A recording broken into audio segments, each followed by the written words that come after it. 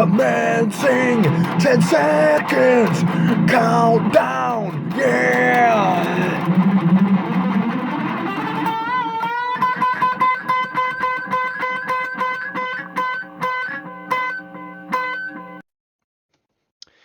Hey folks, welcome to the Crypto Rocker channel.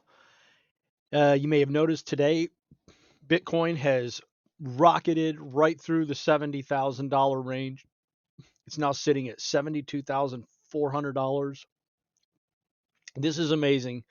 We are at all-time highs before the Bitcoin halving. This has never happened before. This is the first time in history that this has happened. It's amazing. It's exciting. I'm excited.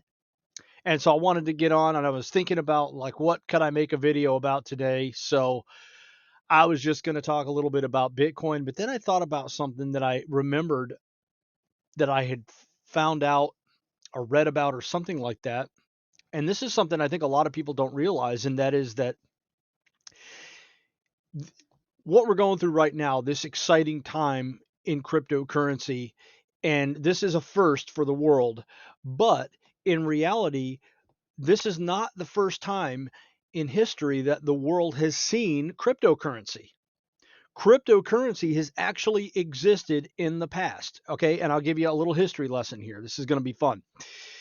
Um, it would have been at some point back in the days of the early banking system, maybe in like in the 1800s or something like that, when banks started to appear in different towns and cities across the country.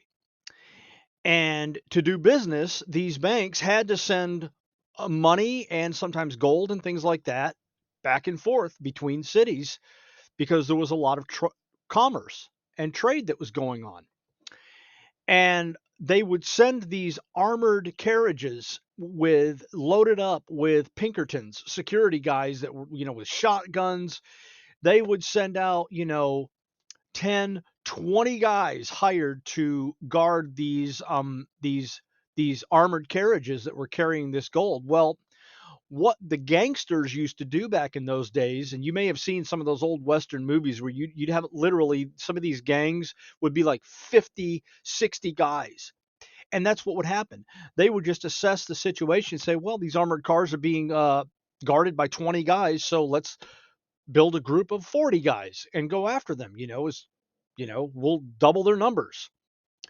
And so it got to be that kind of thing that was going on, where these armored wagons couldn't really hardly make a trip from one place to the other without at least the danger of being attacked by a bunch of highwaymen. Okay. So what happened was is that the bankers at that time, the financial guys that were on each end, they came up with a really ingenious way to deal with this problem. And from what I remember, they called a meeting and they said, "Look, we got to stop sending all this money back and forth between our cities.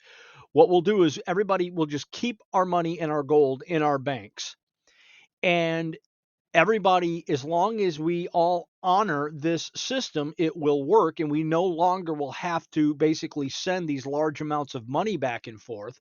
All we'll send is this ledger."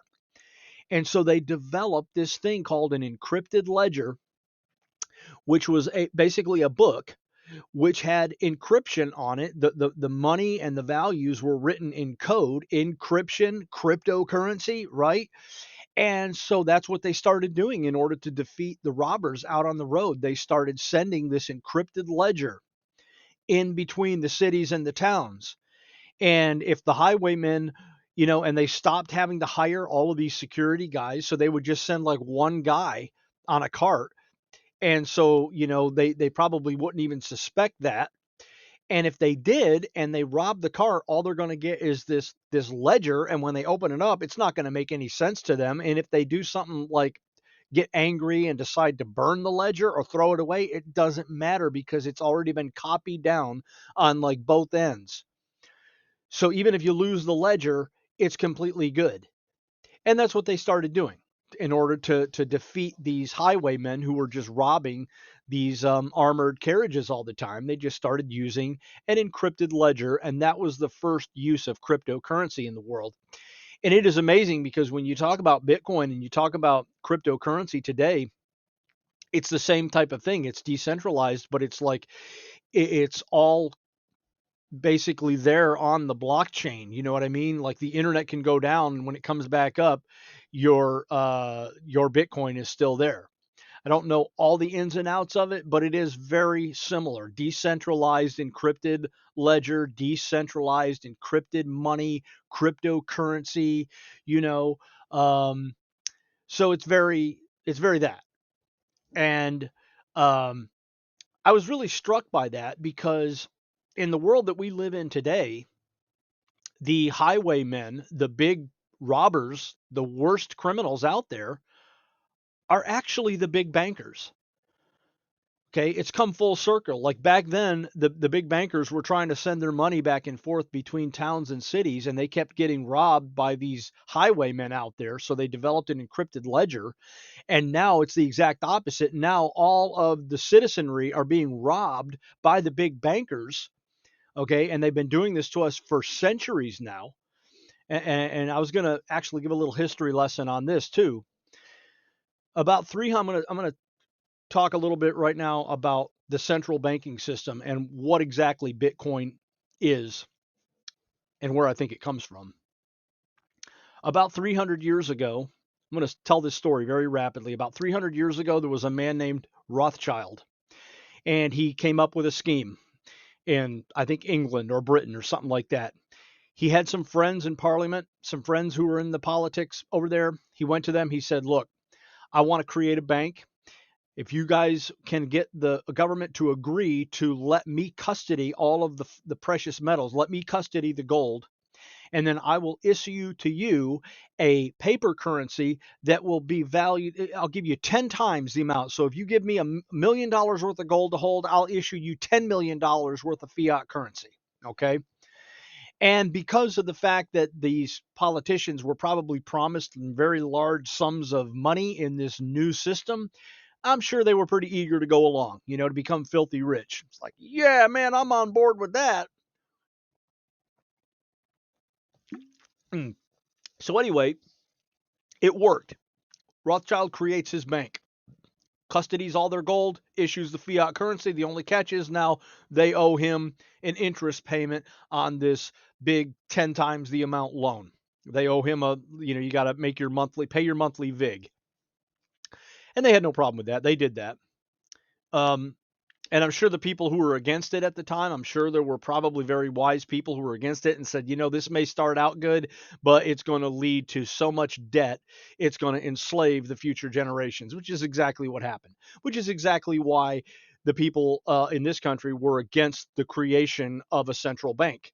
And for many, many, many years, it couldn't get passed until 1913, when in the dark of night, President Wilson signed it into law at like 2 o'clock in the morning when Congress was on holiday. Okay. So, anyway, going on with the history lesson here. Rothschild creates his bank over there. This is like 300 years ago, and it works. He gets control of the thing. Now he's got control of the financial wealth and power there in Britain, right? And with that, you got control of the finances. You're going to get control of the government. You're going to get control of the media. You're going to get control of everything because money talks. And he had 5 sons. The thing worked so well that he tasked his 5 sons to go out each to a different country, one to Germany, one to Poland, one to France, one to England, 5 other countries. I don't know exactly which ones, I'm guessing there, but 5 other countries. They went out and they did the exact same thing. They created a bank, and that's how it started. Those were like the first 6. Okay. Big Daddy Rothschild had his, and his 5 sons each created one. And from there, it began to spread. And they started putting a central bank in all kinds of different countries all over the world. We got ours in 1913. It's called the Federal Reserve. Okay. There was a meeting in 1911 in England. There were 3 bankers. that were from America that had gone over there to this big meeting, and they all three of them opposed the creation of a central bank in the United States of America. All three of those bankers died on a ship that you might remember, the Titanic, when it went down, which has caused some people, including myself, to look at the entire thing with the Titanic through different eyes. There is possibility that something a little more shady than an iceberg went down there, but I'm not going to get into that whole thing right now. But it is a coincidence that those three bankers that went over there for that meeting, and they all opposed the creation of the central bank, and then all three of them die on the Titanic on the way back home. Okay. So you got now, we're living in a world where the whole world now, let's fast forward all the way up to present time, 300 years of this banking system being created. It's all fractional reserve banking. They don't have to have your money in there. They only have to have a little teeny tiny piece of it. And the whole system is built upon putting you in debt, putting the masses in debt, and it starts out with the promise, oh, we're going to give you a lot of money. All you got to do is turn over your gold to us, and then they will give you a lot of money. And they do, and it works, and it's great in the beginning, and it's great for some people. They get a big pile of money, but for future generations who get buried under $30 trillion of debt, it's not so great. We looking back, we can see the scheme now. We can see the whole scam. It's great. So basically, that's the world we're living in. We're living in a world where we're all under so much debt we could never hope to pay it off. The fractional reserve banking system is a big superstructure that controls the whole world. It is rotten to the core. It is festering. It's so horrible. They manipulate the money, they inflate the money, they do this with the interest rates, they do that with the interest rates, they cut the rates, they raise the rates, they do all kinds of crap. I mean, it's just unbelievable. Who can make sense of it? Not to mention the fact that they tax everybody and they're just taxing you more and more and more, taxing you right out of existence. Okay. And they're doing this to the whole world, by the way. And the countries that don't allow them in, isn't it strange? Iran, North Korea, Russia, all the countries that are vilified because they won't let them come in and have control. But that's another story. So, okay, so you've got this whole rotten banking system that's controlled the world for so long. It's very old, it's very rickety, it's very corrupt, it's rotten to the core, it's festering, it's teetering on the brink of collapse. It's been teetering on the brink of collapse for I don't know how long now. And every time it gets to that point where they feel like it's going to do, what do? They turn on the money printers and they just print themselves out of trouble again. And they keep printing more and more money. And it just makes a bad situation even worse. Okay. So that's where we are. Then all of a sudden, Bitcoin comes on the scene. And we've got this stuff now called Bitcoin. Came out in 2010. Nobody even knows who created it. There is a shadowy figure named Satoshi Nakamoto, but nobody has ever seen his face. There's speculation as to who he actually is. I have a theory. That's not really important right now. Um, I'm going to end the video by talking about something a little bit theological. This might make people feel uncomfortable. I don't really care. I believe that God exists. Okay. I believe there's only one God, and I believe it's the God of the Bible. I believe that he is the one and only true God. And I believe that the Bible is true. Okay. And I think there is a possibility that Bitcoin comes from God, that God is the one who is allowing it or has at least brought it about. And the reason why I think that this could be the case is specifically to divest these corrupt globalists of their power, the power of the finances that they have. This massive amount of power that they have is all based upon gold. Now, I got a couple of things here from the Bible that I wanted to read really quickly here. Here is from the book of Haggai, chapter 2, verses 8 and 9. This is something that God says in the book of Haggai in the Old Testament. The silver is mine and the gold is mine, says the Lord of hosts. The glory is mine. Okay. The gold is mine and the silver is mine. That's what God is saying. All the gold and the silver belongs to him. Okay.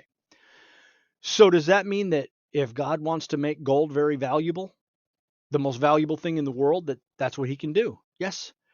But what if he wants to devalue gold? What if he wants to make gold less valuable and put something else out there that's more valuable? He can do that too. If it belongs to him, he can do whatever he wants with it. He can make it valuable or he can make it less valuable. One of the things about these globalists is that they have basically all of the value, all their power, it rests upon their gold. They've got these great big huge holes in the ground where they got massive tons upon tons of gold, and all their wealth is based upon that gold. And it's an amazing thing. And I'll read this one to you here. This comes from the book of James, speaking of these globalists and other people who have basically used wealth to really abuse the masses. Your riches have rotted, and the moths have eaten your clothes. Your gold and your silver are corroded. Their corrosion will testify against you and consume your flesh like fire. You have hoarded treasure in the last days. Look, the wages you withheld from the workmen who mowed your fields are crying out against you. The cries of the harvesters have reached the ears of the Lord of hosts. What have these globalists done over the course of the last 300 years? They have robbed so many billions of people. That's what they do through taxing and through other means. They rob everybody of all of the energy and the monetary wealth that is created by all of the labor that people do. People work all, and it creates stuff. It creates monetary energy. It creates value. And what they do is they just rob that value from people. And the reason I know that is because people in this country work harder than they've ever done before. And regular working people cannot afford a home. You cannot afford a car. You can't afford anything. And that's the way it is all over the world now in the Western world. And that's specifically because of the way these big bankers operate. They are sitting on a pile of money like you would not believe. They are sitting on a pile of gold like you would not believe, while regular people are working and can't afford even a house or a car, can't even afford anything, can't afford a place to live. Okay. They have robbed everybody. And then when they rob everybody of all that money, they then take that money that they've stolen and then they use it to buy up everything. They buy up all the media networks so that they can lie to you. They buy up all the corporations so that they can push their products onto you. They buy up politicians so that they can control your government. Okay. People that are behind the scenes, a lot of people don't realize this. There are a lot of, like, for instance, there's a lot of Democrats out there who are diehard Democrats, but you wouldn't be a Democrat very long if you figured out that men like George Soros are the ones that are actually controlling your entire, pushing your ideology. He's like the most disgusting people in the world with the most vile ideologies, the most inhuman these people are. And that's who you want to follow? Give me a break. Give me a break. Stop it. Get your thinking right. Turn your thinking back to what is right. You know what I mean? So anyway, back to Bitcoin. Bitcoin is this phenomenal thing that is, well, I'll just give you a simple fact. Every single thing in this world, including gold, is down by 99.9% when compared to Bitcoin. 99%. In other words, Bitcoin has outperformed in the last 10 years, Bitcoin has outperformed gold and every other asset, even silver, by 99%. Bitcoin just took over silver's market cap today. Today, Bitcoin became worth more than silver. And I go back to what I read you before. The Lord God says, the gold is mine, the silver is mine. If he chooses something else that he wants to become more powerful and more valuable than that, because the people who are holding all the gold and the silver have become so corrupt and so evil, that God's just going to simply let everything shift to a new place. God's just simply going to give it to somebody else. That's what he does. That's what happened back in 2,000 years ago. When Israel and the Jewish people rejected the Messiah, God said, "Okay, I'm just going to simply shift it and give it over to the Gentiles now and create my church." And that's what he did. Now, the last thing I wanted to read you here, this is from 1 Corinthians 1:27. This is something that's pretty cool. But God chose the foolish things of the world to shame the wise. God chose the weak things of the world to shame the strong. God chose the lowly things of the world and the despised things and the things that are not to nullify the things that are, so that no one may boast before him.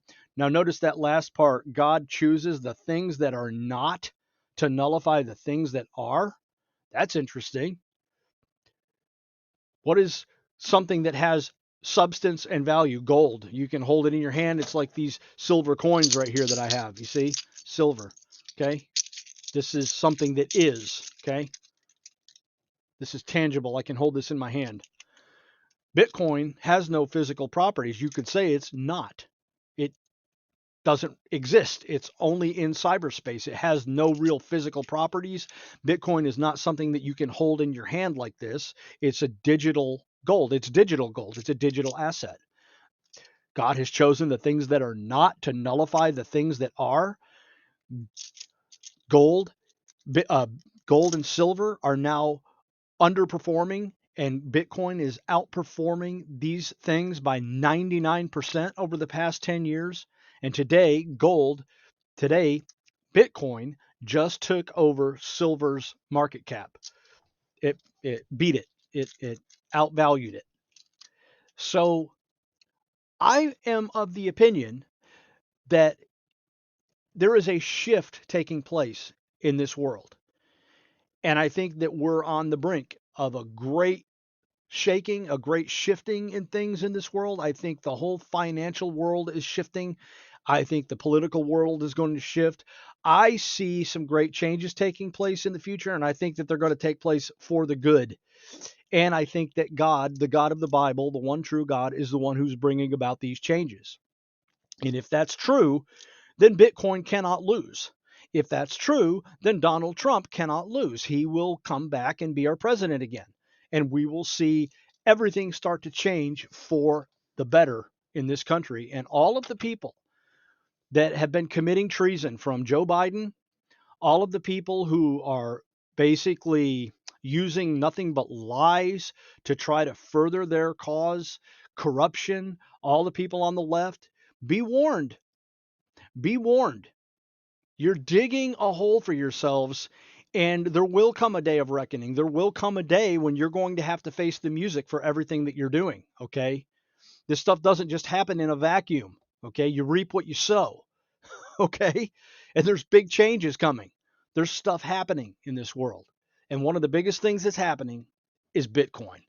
So I'll end this by saying I'm pretty sure, and I've said this before, that we are on the brink of probably the biggest bull market in history. I would say I'll just name two altcoins right now. One is called Jasmy Coin and one is called Anchor. These two coins are very cheap. Jasmy is at around 2 cents. Anchor, ANKR, is at around 5 cents. So you can pick them up pretty cheaply, and I think they're going to have like a really good bull cycle. Bitcoin is at $72,355. Um, you probably not going to be able to get a whole one of those, but you can get a piece of one.